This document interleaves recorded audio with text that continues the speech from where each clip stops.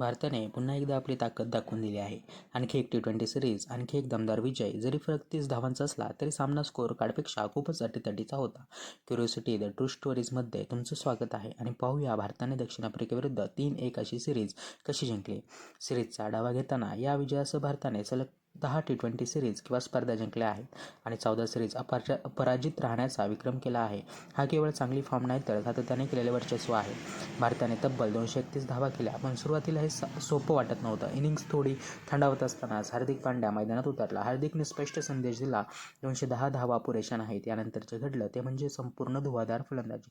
अवघ्या 16 चेंडूत अर्धशतक. भारताकडून T20 इंटरनॅशनलमध्ये दुसरं सर्वात वेगवान अर्धशतक. काही फटके तर सीमारेषेबाहेर त्याला नको होते, पण ते गेले. तिलक वर्माची साथ आणि मग तिथे होता तिलक वर्मा, शांत, संयमी आणि प्रभावी. त्याच्या 42 चेंडूत 73 धावांच्या खेळीमुळे भारताने सुरक्षिततेच्या पलीकडे धावा नेल्या. या अतिरिक्त 20 धावा पुढे खूप महत्त्वाच्या ठरल्या. दक्षिण आफ्रिकेने लक्ष्याचा पाठलाग सुरुवात केला.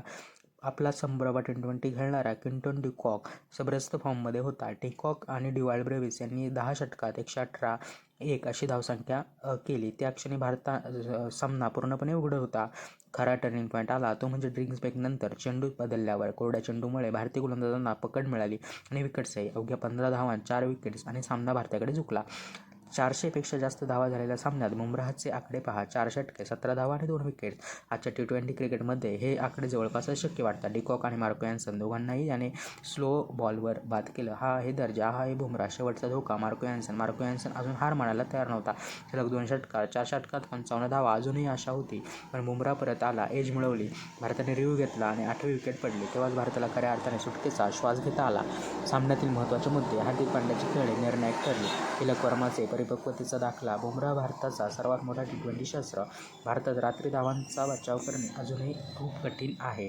भारताने फक्त सामना जिंकला नाही तर दबावात योग्य निर्णय घेतले, परिस्थितीशी जुळून घेतलं आणि आपली ताकद सिद्ध केली. 30 धावांचा विजय, 3-1 ने सिरीज जिंकली आणि भारताचं T20 वर्चस्व पुन्हा सिद्ध झालं. तुमच्या मते सामन्यात सर्वात मोठा टर्निंग पॉईंट कोणता होता? कमेंटमध्ये नक्की सांगा. व्हिडिओ आवडला तर लाईक, शेअर आणि सबस्क्राईब करायला विसरू नका. Curiosity the true stories. नवीन वर्षाच्या हार्दिक शुभेच्छा. पुढच्या व्हिडिओमध्ये आपण भेटूया.